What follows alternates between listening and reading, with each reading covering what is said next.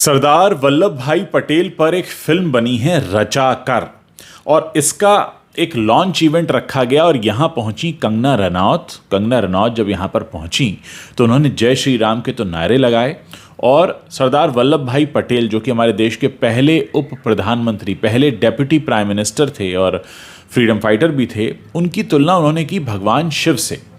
कंगना रनौत कहती हैं कि जिस तरह से भगवान शिव ने सती जी के अंगों को एक साथ रखा, ठीक यही काम सरदार वल्लभ भाई पटेल ने किया था।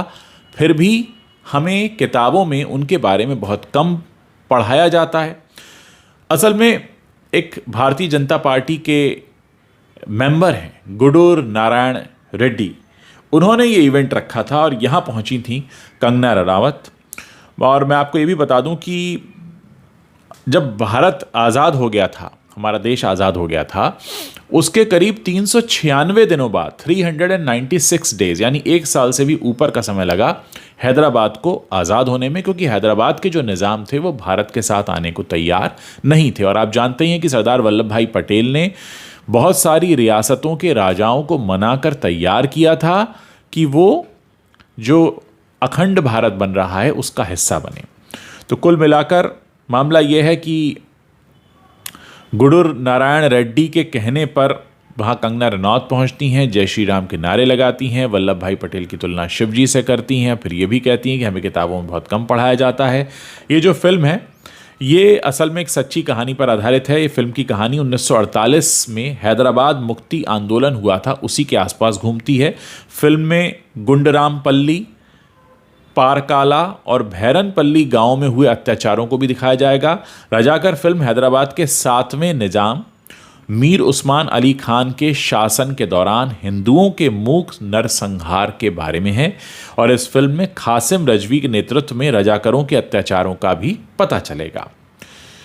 याता सत्यनारायण इस फिल्म के राइटर हैं और डायरेक्टर हैं। महेश अंचुता, राज अर्जुन और अनुसुईया भारद्वाज जैसे कलाकार फिल्म में अहम किरदार निभा रहे हैं। पिछली बार जब रजाकर रिलीज़ होने वाली थी तो इसकी रिलीज़ पर रोक लगाई गई थी। बाद में 2024 के लोकसभा इलेक्शन से ठीक पहले ये फिल्म अब बॉक्स ऑफिस पर रिलीज़ हो रही है। हालांकि खबरों की माने तो इस फिल्म में कई सारे कट भी लगाए गए हैं और फिल्म के पोस्टर में एक युवक को दिखाया गया है। जैसा कि आप देख सकते हैं कि इस युवक के चोटीदार केश हैं, शरीर में जनेऊ धागा पहना हुआ है, हाथों में चंदन की 3 रेखाएं हैं और ये युवक एक हिंदू ब्राह्मण जैसा लग रहा है और इस युवक को शरीर के बीच में छेद करके इसे लटका दिया गया है। कुछ लोगों का ऐसा मानना है कि इस फिल्म में मुसलमानों को नकारात्मक रूप से पेश किया गया है या ऐसी कोशिश की गई है। हालांकि रजाकर फिल्म के प्रोड्यूसर ये कहते हैं कि ऐसा नहीं है, मेरी फिल्म मुसलमानों या इस्लाम के खिलाफ नहीं है, लेकिन क्योंकि जो इतिहास में हुआ है वो हमने दिखाया है, इसलिए उसका सच तो सामने आएगा ही। कुछ लोग ये कह रहे हैं कि द केरला स्टोरी और द कश्मीर फाइल्स और कुछ इसी जॉनर की फिल्म है। आजकल जैसा माहौल भी है, चुनाव भी आने वाले हैं, देखते हैं पिक्चर जब रिलीज़ होगी। अब कंगना रनौत को बुलाया है इस फिल्म के लॉन्च पर, तो आप समझ ही सकते हैं कि जॉनर क्या होगा और मूड क्या होगा।